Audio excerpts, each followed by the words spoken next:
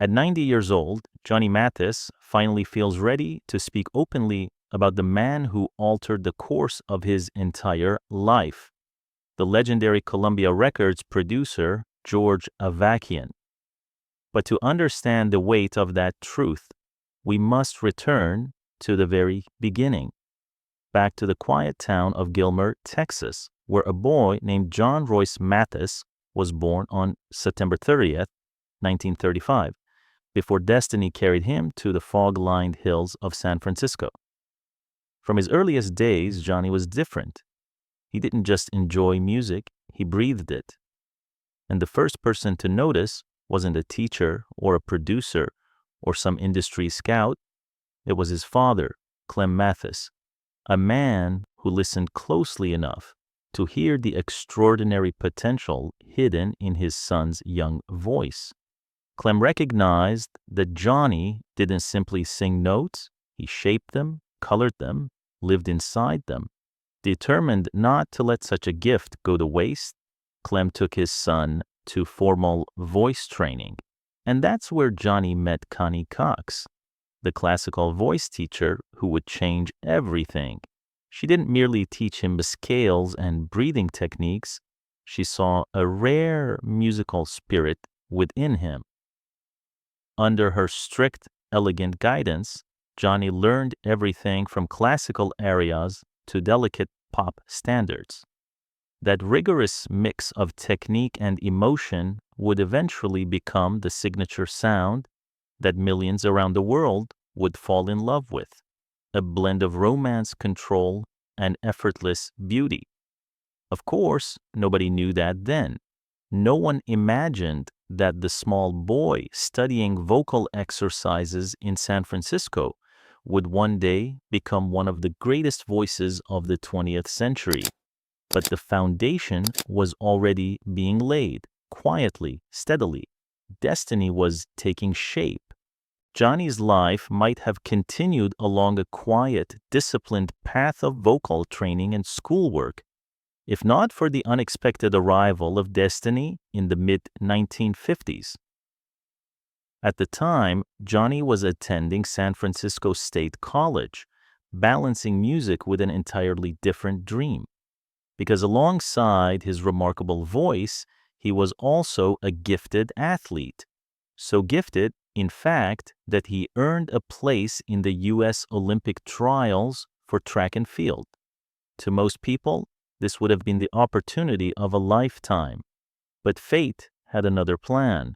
One evening, inside a small San Francisco club, a man stepped in, someone whose presence would rewrite Johnny's future in an instant.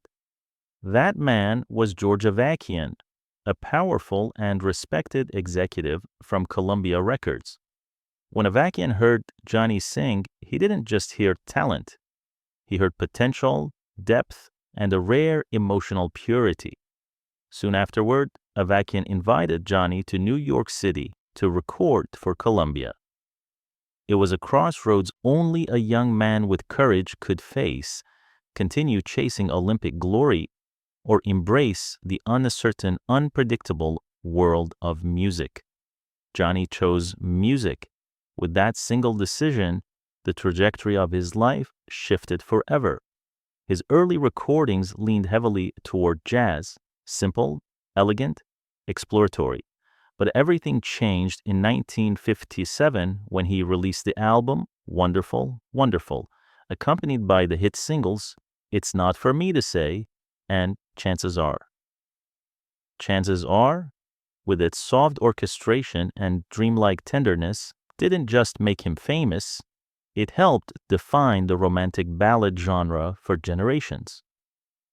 The world suddenly knew his name, and they wanted more. By the late 1950s, Johnny Mathis was no longer just a promising young singer, he had become a national sensation.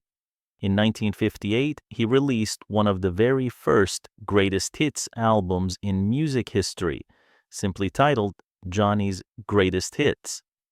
No one could have predicted what would happen next.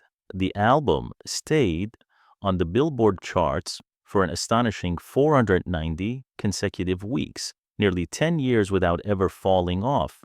It was a record so monumental, so unimaginable, that it cemented his place among the greatest artists in American popular music. Johnny's voice, angelic, silky, almost impossibly pure, became the soundtrack of romance for an entire generation. Songs like Misty, The 12th of Never, A Certain Smile, and Wonderful, Wonderful didn't just top charts. They became emotional touchstones, melodies tied to weddings, first dances, heartbreaks, and lifelong memories. While many singers of the era rose and fell with changing trends, Johnny lived outside those boundaries. He never belonged to just one genre. He explored jazz, pop, soul, and even Latin-inspired music, always staying true to the heart of his sound: warmth, sincerity, and emotional honesty. As the 1960s and 70s arrived, he refused to fade into nostalgia. Instead, he evolved with the times. He recorded duets with major artists and collaborated with some of the finest arrangers in the business.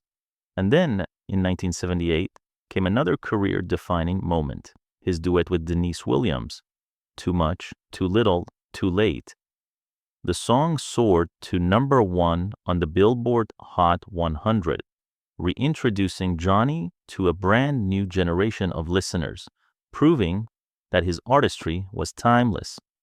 Decade after decade, he remained a constant presence, graceful, consistent, unwavering. Over the course of his extraordinary career, Johnny Mathis released more than 70 albums and sold over 360 million records worldwide, securing his legacy as one of the best-selling recording artists in history. But his impact extended far beyond numbers. He sang for presidents. He appeared on countless television shows. And well into his late 80s, he continued touring, 50 to 60 concerts every year, often with a full orchestra. While other performers relied on pre-recorded tracks, Johnny insisted on doing it the old way: live, authentic, heartfelt. For audiences around the world, his concerts weren't just performances. They were emotional experiences, bridges between generations. Beyond the flawless voice and the glittering career, Johnny Mathis was known for something even rarer in the world of celebrity: his humility. Despite being one of the most successful performers of his era, Johnny lived with a quiet grace, never seeking attention, never indulging in scandal. He valued privacy, dignity, and the simple joy of creating music. But hidden beneath that calm, polished exterior was a personal truth he carried silently for decades. In 1982, a U.S. magazine article published a quote attributed to Johnny: "Homosexuality is a way of life that I've grown accustomed to." In the early 1980s, an era still steeped in conservative views, such a statement was explosive. For many entertainers at the time, even hinting at same-sex attraction could destroy a career. Johnny, who had always maintained a respectful and non-controversial public image, was blindsided. He later revealed that the quote was never meant to be published. He believed he had said it off the record, trusting the journalistic discretion. Instead, it became a headline that shook both fans and the industry. The fallout was devastating. Johnny received death threats, an unimaginable burden for someone who had dedicated his life to bringing beauty and peace through music. Fearful and deeply hurt, he withdrew even further into silence, choosing for nearly 25 years not to speak publicly about his personal life. For him, it wasn't just about protecting his career, it was about survival. The world wasn't ready, the time wasn't safe, and Johnny Mathis, with all his fame and success, found himself navigating a deeply personal struggle completely alone. Yet even in his silence, he never lost his dignity. He continued to perform, to record, and to touch the hearts of millions, quietly carrying his truth on his own terms. For nearly a quarter of a century after the 1982 magazine incident, Johnny Mathis chose a silence, not out of shame, but out of necessity. He grew up in a generation where being gay was a secret many carried silently, where privacy meant survival and discretion was simply the way things were. While the media speculated, while fans whispered, Johnny remained steady and focused. He let the music speak for him. He sang across the world, filling concert halls, comforting hearts, and reminding people why his voice was considered one of the most beautiful instruments in popular music. It wasn't until 2006, in an interview on the Strip podcast, that Johnny finally revisited the topic. He spoke with the calm insight of a man who had lived through changing eras, saying, "It was a generational thing." His words reflected not regret, but understanding, an acknowledgement that secrecy had been woven into the fabric of his time. His honesty was gentle, never dramatic, never used to gain attention. He simply shared a truth he had carried alone, and by then, the world had shifted.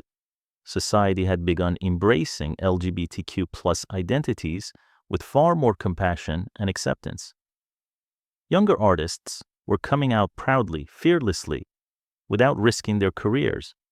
Johnny's story, once considered scandalous, was now seen as brave, a quiet portrait of resilience and self-preservation. Then, in 2017, came a moment of profound clarity. On CBS News Sunday morning, Johnny spoke openly at last, his voice steady and warm. "I come from San Francisco. It's not unusual to be gay in San Francisco. I've had some girlfriends, some boyfriends, just like most people, but I never got married, for instance. I knew that I was gay." There was no fear, no hesitation, just truth, simple, serene, and long overdue. His words resonated deeply, especially with older fans who had lived through the same era of silence. Johnny's courage wasn't loud, it didn't need to be. It was the kind of courage born from decades of surviving quietly, gracefully, and in that moment, the world finally listened without judgment. Following his 2017 interview, Johnny Mathis began speaking more openly with various news outlets about the journey that led him to finally live authentically. His tone was never defensive, never bitter. It was reflective, almost peaceful. He talked about the pressures of being a public figure during a time when honesty could cost an artist everything. Yet somehow, through fear, through silence, through decades of intense scrutiny, Johnny preserved the core of who he was. His openness inspired countless fans, especially those who had grown up in the same eras of secrecy and repression. People who had hidden their identities for years found comfort in Johnny's quiet truth. They saw not just a legendary singer, but a survivor, a man who had endured prejudice, isolation, and the constant weight of being misunderstood, yet still managed to give the world beauty, kindness, and love. Johnny Mathis's story became more than a career retrospective. It became a testament to resilience, to self-acceptance, and to the power of grace under pressure. His life proved that a person could face decades of cultural judgment and still hold on to their dignity and ultimately emerge stronger. But Johnny wasn't done sharing. He still had one more truth to tell, one that had been kept quietly in his heart for nearly 70 years. A truth about a man who had not only recognized his talent, but had shaped the very beginning of his destiny. George Avakian. And finally, at 90 years old, Johnny was ready to reveal the full story. After nearly 7 decades in the music business, Johnny Mathis finally opened up about one of the most defining figures in his life, the legendary Columbia Records producer George Avakian. At 90 years old, Johnny speaks of Avakian with a mixture of gratitude, tenderness, and nostalgia, the kind of perspective only time can deliver. George Avakian was the man who saw something in me that nobody else did, Johnny reflected in a recent interview. I was just a kid singing at a little club in San Francisco, and he walked in and changed my entire life. I didn't know who he was, but he knew exactly who I could be. Johnny was barely out of his teens when Avakian discovered him performing at the Black Hawk nightclub in 1955. At that time, Johnny was still torn between two futures, one as a track and field athlete and the other as a singer longing for a chance. But George Avakian's belief changed everything. George told me to stop worrying about running and jumping and to start thinking about recording, Johnny said with a soft laugh. He told me, Johnny, you've got something rare, a voice that's not just smooth, but emotional. You make people feel something when you sing. Nobody had ever said that to me before. It was the kind of encouragement a young artist never forgets, the kind that becomes a guiding light. Under Avakian's guidance, Johnny signed with Columbia Records in 1956, marking the beginning of one of the longest, most successful recording careers in American popular music.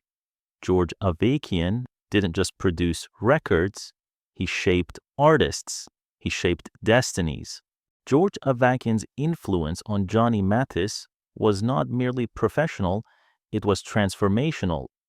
Avakian had already worked with giants like Louis Armstrong and Miles Davis, yet he saw in Johnny something entirely new, a romantic pop singer who could bridge the elegance of jazz with the warmth of mainstream appeal.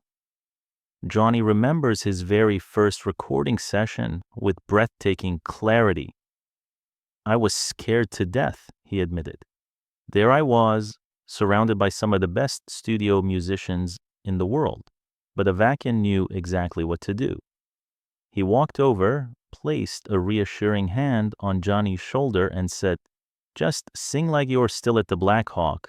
Don't think about the microphones or the orchestra. Just tell your story. That single moment calmed him instantly, and from that calm came magic.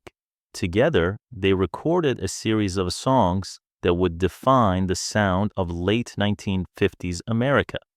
Wonderful, wonderful. It's not for me to say, and chances are, these weren't just songs. They were the birth of a signature style, a sound that would echo across decades and generations. But the path was not always smooth. Johnny admitted that Avakian was a perfectionist.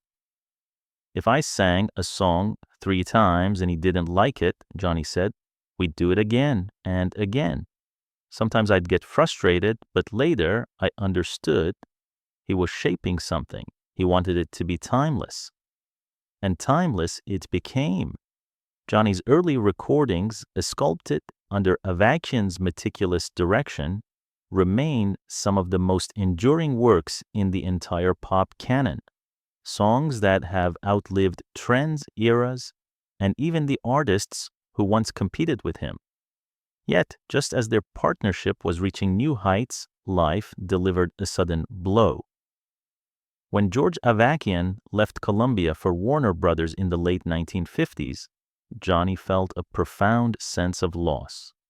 He had been my mentor, my guide, my safety net. Suddenly, I had to figure things out on my own.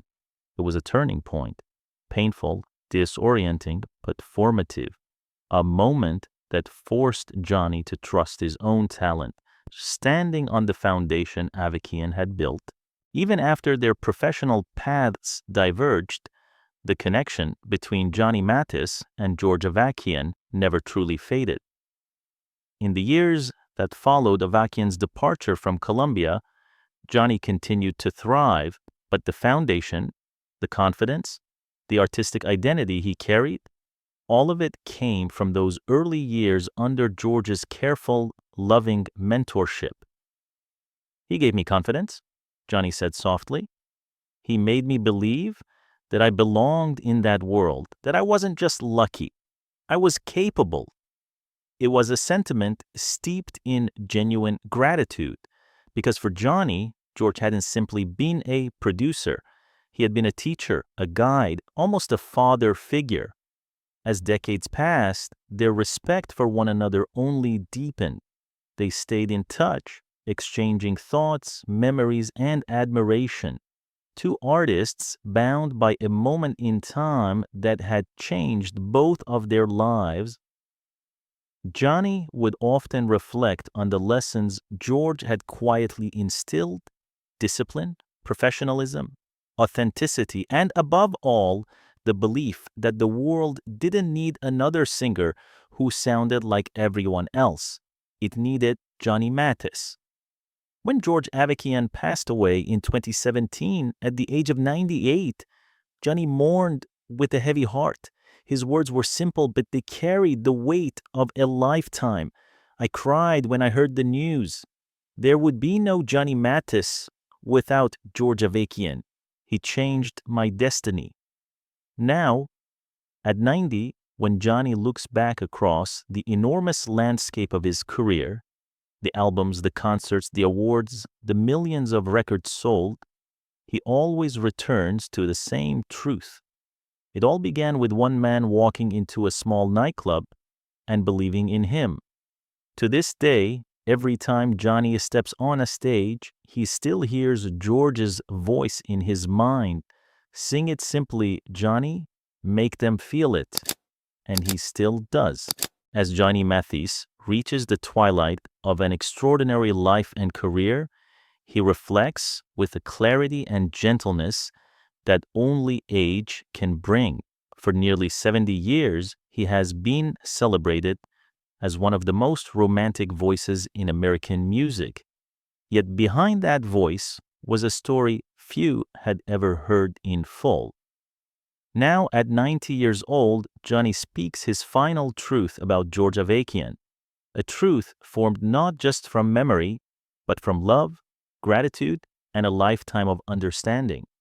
George wasn't simply the man who discovered him. He wasn't just the producer who shaped those early shimmering recordings.